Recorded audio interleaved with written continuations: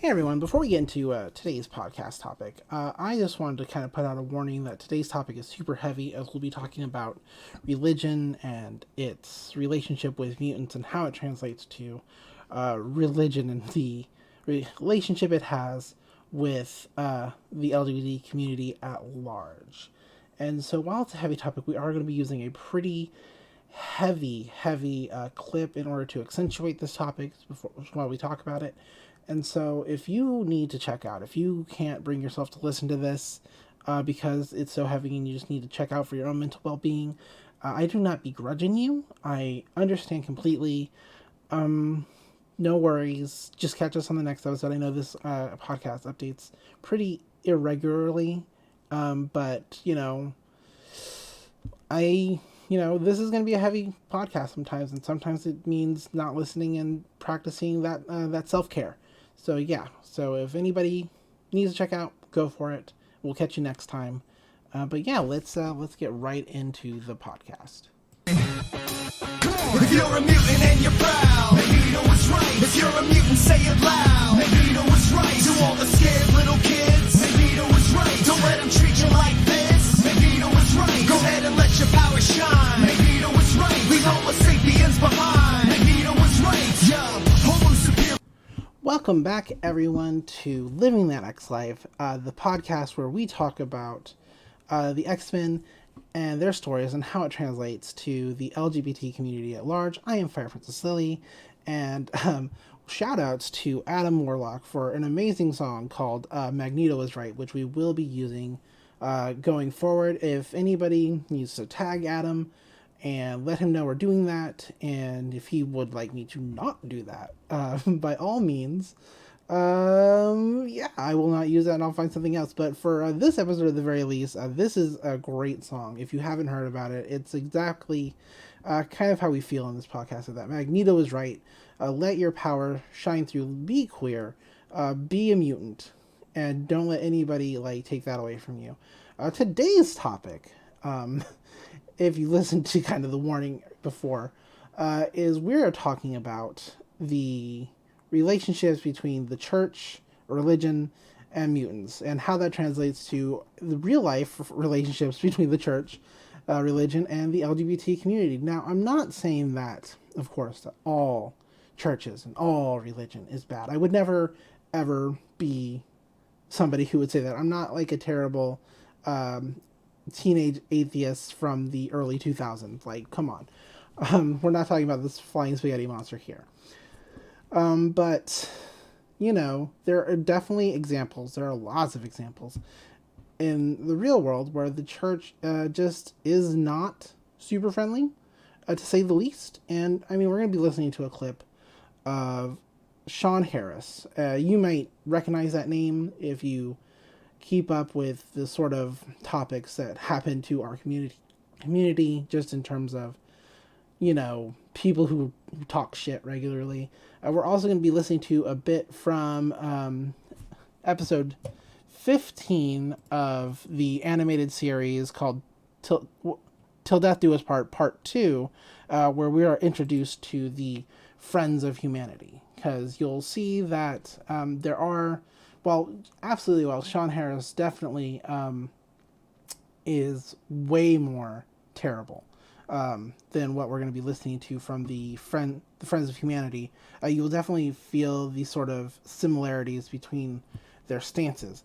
And even though the Friends of Humanity introduced into the animated series were not necessarily a religion, in the comics they did branch out into the Church of Humanity and even worked very closely with the Purifiers, which is something we'll also be talking about today, as both are kind of at different points headed by the same character, Graydon Creed, who is the son of Mystique and Sabretooth.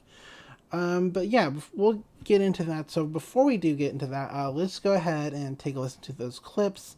Now, the one for Sean Harris is about a little over 2 minutes long. So if you cannot listen to him talking about abusing LGBT children to correct them, then skip to 2 minutes later, just because, like I said, this is gonna be a rough one today, guys. It's gonna be kind of rough. And the one for the X-Men, I think that's about a minute long. It's a little hard. I don't have like the exact clip. I'm having to like play part of that episode and hopefully catch it in time.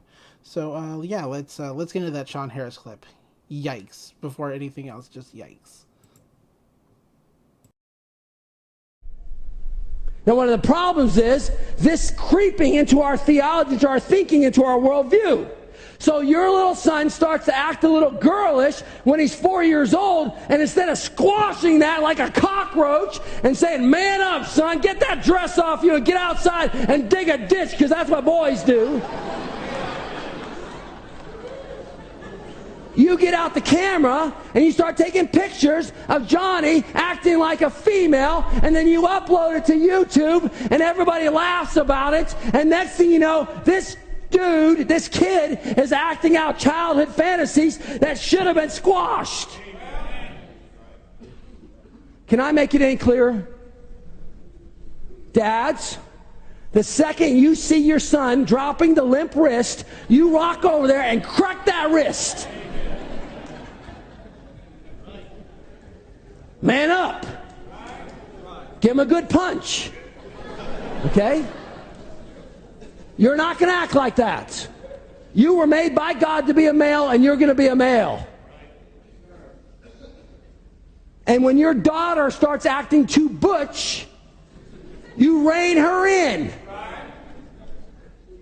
And you say, oh no, sweetheart. You can play sports. Play them to the glory of God. But sometimes you're going to act like a girl and walk like a girl and talk like a girl and smell like a girl, and that means you're going to be beautiful, you're going to be attractive, you're going to dress yourself up.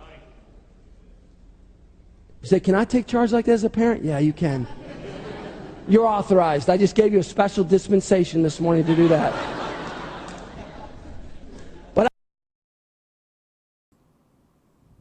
So if you're still with us after that, and I understand if people checked out totally, like just hearing that, the amount of vitriol and hatred that comes just from that man is like sickening, to say the least. So we're gonna go into that Friends of Humanity clip and just listen to sort of like the similarities, kind of like with just like the tone and just the vile like hatred in the pit of this character's stomach. Like, obviously the voice actor was just doing their job, and I don't know where they got the inspiration. Maybe they were just listening to Southern Baptists, who knows. But yeah, let's take a look at this clip and how similar, like, just in tone it is, and you'll kind of get why we're making these comparisons. 1 second. Leader! What we have accomplished tonight is a warning to all mutants of what the future holds for them. Tomorrow belongs to humanity, a humanity cleansed of this foul mutant disease. Here's one of them, a mutant. Here's one of them, a mutant. Apologies, everybody. The clip is having a little trouble loading. I'll try to get that to work here in just a second. Give me one moment. I am so sorry. Okay, everyone, here we go. We're going to try again now. I'm so sorry for this. What we have accomplished tonight is a warning to all mutants of what the future holds for them. Tomorrow belongs to humanity, a humanity cleansed of this foul mutant disease. Here's one of them, a mutant. What should we do with her? Get rid of her! It'll be one less mutant freak! You've heard the verdict. The normal people have spoken! You call this bunch of sickos normal? Why do you hate us? What did we ever do to you? You were born. Take her away! It wouldn't be so grave if my hands weren't tied! Yeah, so as you can see, or as you heard, there's just a lot of similarities between that animated clip of a fictional world and our own world, just in the terms of how certain organizations feel about quote unquote mutants, or in this case, queer people. And obviously, the X-Men was always meant to be a allegory to the injustices of society towards minorities, right? That has always been the aim, is to try to replicate or like present this to you, because obviously, as a child or as a comic book reader, or just a person in general, when you're reading this as a comic or watching this as a cartoon, you recognize the plight of mutant kind because it's presented in such a way that people feel is cartoonish or unrealistic. But as we've listened to the clips and managed to compare them, once again, apologies for the technical difficulties on the second clip, we know that they are not so cartoonish. Like, this is a good representation of how the world is. And this was written back in 1990s. And so when we talk about like how far we've come, like with organized religion and things of that nature, we see that we haven't actually come all that far when you think about it. Like, we are still, and that clip from Sean Harris is back in, 2012. But I mean, that was just 7 years ago. Like, that is not even that's not, I mean, a lot can happen in 7 years, right? We all know that. But as far as like, when you think about it in terms of time, that is not in any shape or form like history. Like, that is like, I mean, it's like super recent history. Like, when we consider that term, and it's not like these people have even gone away or that they've gotten more quiet about it. In fact, like, a lot of them, especially because of recent-ish electoral standings in our government, they've been emboldened to feel this way. Like, we've seen an uptick, like this year alone, in just violence towards queer people in general. I just saw an article the other day about how more trans women of color have been killed than there are days in the year. Like, not just days in the year that we've experienced, just days in the year, period. Into discussion. Like, it's scary. It's scary to think about. It's scary to live in that reality that at any time somebody who is just angry enough could hurt you and feel justified in doing so because of the religion that they proclaim to be a part of. Now, there are absolutely, like with anything else, good and bad people in religion. Absolutely, I'm not here to bash anybody's religious beliefs. As I've mentioned previously, that's not my goal with this episode. My goal is to just kind of like point out the similarities in our lives and mutant lives. And when you do that, you got to discuss religion, because as we've seen in X-Men history, there are definitely churches who do not, for any reason, tolerate mutants because they feel that they're an abomination to God. In the same way that people in real life situations don't tolerate queer people because they feel that they're an abomination to God. Even though the Bible says, I knew you before you were born and I made you as you are. Meaning that, yes, even the Bible itself says, hey, queer people exist, mutants exist, and I did that on purpose. I knew them before they were born. I knew you and of you, and therefore, you're not wrong to exist. You're not wrong to be alive. And there's a lot of people who, like, in the context of the comics, that will quote parts of the Bible about how, evil will walk among you, etc. Blah blah blah. Like, mutants are obviously an abomination, which totally happens in real life when people of a religious standing talk about queer people in a hateful manner. They always refer to Leviticus or Galatians, and it's just like, because they used to just refer strictly to Leviticus, right? Because, well, I mean, they also talked about, what happened to Sodom and Gomorrah in Genesis, but that was more rejected because that's a story about how the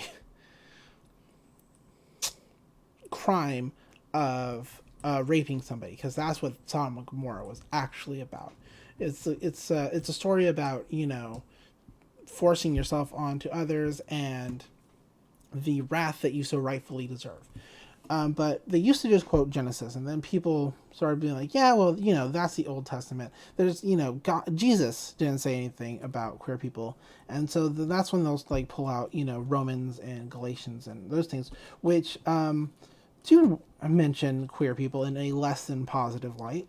But what people always fail to, when they're talking about that, they're always like, see, right here, New Testament, those were letters from Paul to like minor churches that were just like getting started, and he's like, hey, let me talk about that. And Paul didn't want anybody at all to have any kind of extramarital relationships unless it was strictly for the purposes of procreation. So I mean, it's just like not even necessarily about queer people in general, just about like how like that's not okay because it doesn't result in procreation.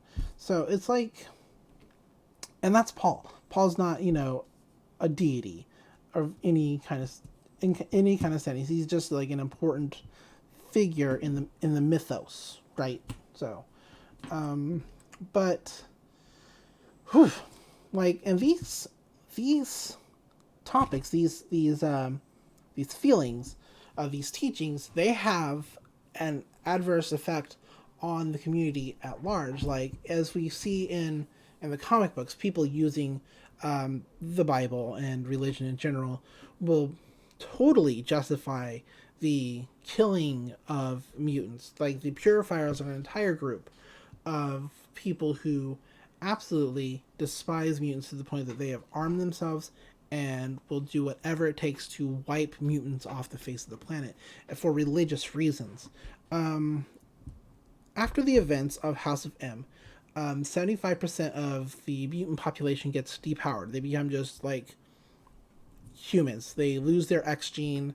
House of M is a great storyline too. If you ever get a chance to read it, it's really good. I like it a whole lot. I always sing its praises. But so this happens, and the X-Men decide that, hey, you know what? Even though they were mutants, we need to send, and that they are always, a part of our family. We need to send them back to like, their parents and stuff, because they don't have powers, they can't defend themselves. Our home is a dangerous place to be. And I mean, I think that was short-sighted in a sense of the X-Men, because like, just because as you'll see in the story, just because somebody's depowered and is quote unquote no longer a mutant doesn't mean that regular society is ready to just bring them back and welcome to the open arms, because the bus full of depowered mutants, human by every stretch of the imagination. Now, like, mutants are humans too. Like, don't start saying that, oh, Lily doesn't believe that mutants are humans, that they're separate. Like, no, obviously, mutants are 100% human. So, but that bus full of kids gets attacked by the Purifiers, gets blown the hell up, and all those kids die. Like, it's something like 60 or 80 kids in buses are just blown up. They're killed. Why? Because, and they ask the raiding party, because the Purifiers show up to like, like, hey, now that we've caught them off guard and we've blown up these bus full of kids, let's catch them off guard and like finish the job here. But they don't win.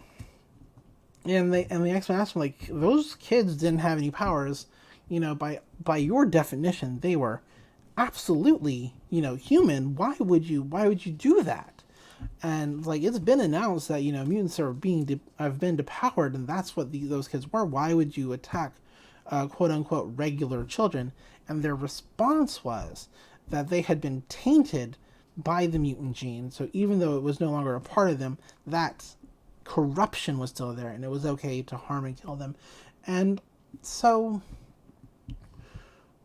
when we look at that particular example, and we look at what's like happening in Uganda, for example, Uganda is like reintroduced, and I think even passed the kill all gays bill. And it's just like, we look at that, and so now people in that area are re-exposed to a new danger that they thought they were past, because now it is perfectly legal, because it's against, the teachings and whatever. And so when we take a look at like those situations, we like realize that like the length of like time, like the progression that we feel we've made with like religion and the church and people of a religious background, we realize that there is still so much work to do. And I don't think that it's wrong to defend yourselves, right? Which I mean, I don't want to get into like we're gonna say Magneto was right for like just like the ideology behind Magneto for another time, but like that's kind of what his whole deal was, is like, we're allowed to defend ourselves, and if they're not going to stop, then we don't have to stop, more or less. Like, to break it down, we'll get into like that deeper at another time, whenever that is. But like,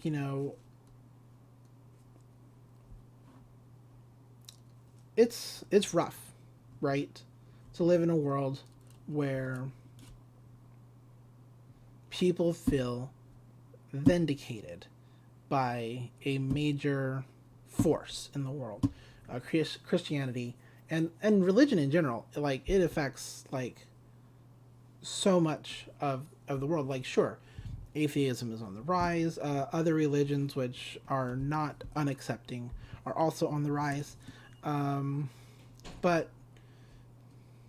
in so many major religions, it's just not an accepted thing, and people feel vindicated by that to hurt and harm queer people in the same ways that in comics they feel justified in hurting and killing mutants. And that's a reality that we have to live with, unfortunately, and hopefully it gets better sooner rather than later. But just stay safe out there, right? That's all I can ask anybody, is to stay safe. Don't go gently into that good night. Fight like hell to say, because you exist.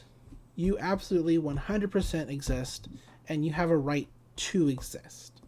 You have a right to be alive, and there's nothing wrong with you for being LGBT at all. And nobody can talk about,